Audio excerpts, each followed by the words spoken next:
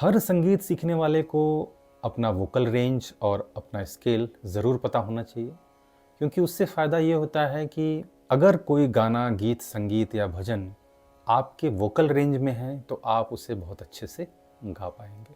और हर किसी का वोकल रेंज और स्केल अलग होता है, क्योंकि ये बहुत ज़्यादा डिपेंड करता है हमारे गले की जो वोकल कॉर्ड की स्ट्रक्चर क्या है। जैसे अरिजीत सिंह जी हैं, कैलाश खेर जी हैं, वो बहुत ऊंचे स्केल पे गाते हैं। इसी तरह से जैसे जो जगजीत सिंह हैं जो गज़ल गाते हैं, वो नॉर्मल स्केल पे गाते हैं। तो कहने का मतलब ये है कि अगर कोई गाना आपके स्केल और आपके वोकल रेंज में है तो आप उसे बहुत अच्छे से गा पाएंगे। इसके लिए आइए एक हारमोनियम की मदद से इसे समझने का प्रयास करते हैं। आमतौर पे ऐसा माना गया है कि सी शार्प या काली एक मेल सिंगर्स के लिए ज़्यादा कंफर्टेबल होता है रियाज के लिए, और फीमेल सिंगर्स के लिए काली 5, जिसे हम ए शार्प भी कहते हैं, ज़्यादा कंफर्टेबल होता है। तो चलिए सबसे पहले काली एक को सा मान के हम अपना वोकल रेंज चेक करते हैं। वोकल रेंज चेक करने के लिए पहले आप इसे सा मान के मंद्र सप्तक में जाइए, और कोशिश ये होनी चाहिए कि कम से कम मंद्र सप्तक के पद तक आप पहुंच पा रहे हैं, और इसी तरह से तार सप्तक में कम से कम आप सा रे ग या म तक ठीक ठीक पहुंच पा रहे हैं। ये हमारी कोशिश होनी चाहिए। तो चलिए एक उदाहरण के तौर पे लेते हैं। सा नी धा पा मा गा रे सा। तो आपने नोट किया होगा कि अगर मैं काली एक को सा मान के मंद्र सप्तक में जाता हूँ तो ग तक मेरी आवाज़ साफ है, लेकिन रे और सा की आवाज़ साफ नहीं है। तो मैं ऐसा मान सकता हूँ कि मेरी जो वोकल रेंज है वो ग से शुरू हो रही है। इसी तरह से हम तार सप्तक में भी चेक करेंगे।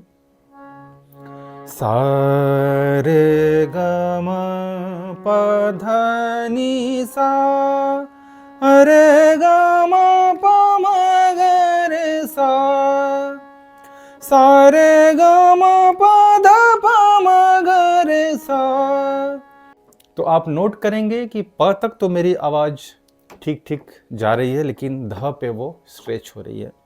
तो मुझे ध तक नहीं जाना है और मुझे प तक ही रहना है। तो इस तरह से अगर आप देखेंगे तो मेरी जो वोकल रेंज हुई वो हुई मंद्र सप्तक के ग से लेके तार सप्तक के प तक। तो ये हुई मेरी वोकल रेंज। अब स्केल पे आते हैं।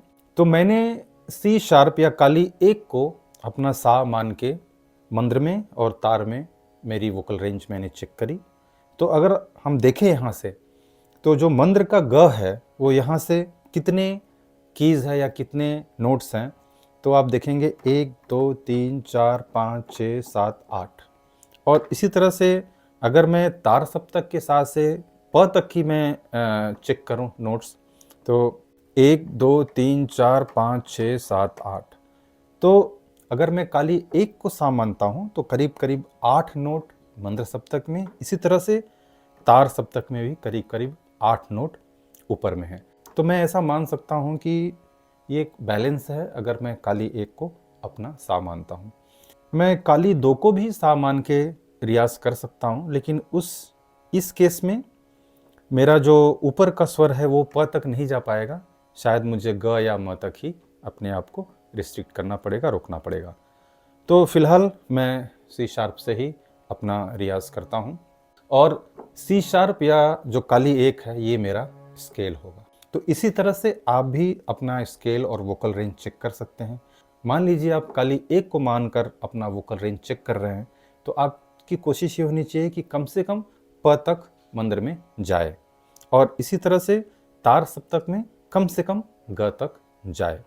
अगर ग तक आपकी आवाज़ नहीं पहुंच पा रही है तो बेहतर यही होगा कि आप जो सफ़ेद एक है ये यहाँ से आप अपना रियाज करें।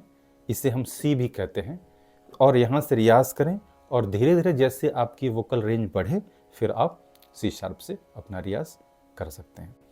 फीमेल के लिए भी माना गया है कि काली 5 जो ए शार्प जिसे हम कहते हैं वो सूटेबल होता है। तो इसी तरह से आप पहले मंद्र में इसे चेक कीजिए कि आप मंद्र में किस स्वर तक जा पाते हैं। मान लीजिए कि काली 5 को सा मान के आप सा नी ध प मंद्र सप्तक में प तक, और इसी तरह से तार सप्तक में सा रे ग तक या म तक जा पा रहे हैं, तो आपकी रेंज होगी प से लेके ग या म, और आपकी जो स्केल होगी वो ये होगी।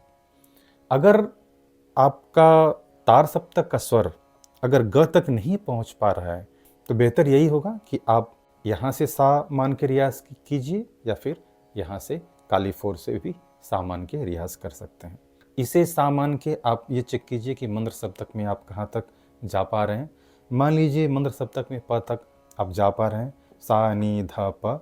इसी तरह से तार सप्तक में अगर आप सा रे ग या म तक जा पा रहे हैं तो आपकी जो रेंज होगी वो यहाँ से लेके यहाँ तक की होगी, और आपकी जो स्केल होगी वो होगी काली 4। तो इस तरह से आप अपनी स्केल चेक कर सकते हैं कि आपकी स्केल काली 4 है, काली 5 है, या उसके बीच का ये जो जिसे हम ए कहते हैं ए है।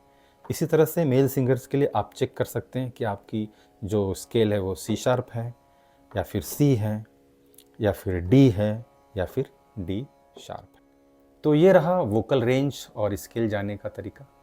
ये वीडियो कैसा लगा आपको ज़रूर बताएं, और अगर अच्छा लगे तो लाइक और सब्सक्राइब ज़रूर करें। बस इतना ही चाहिए आपसे। Thank you.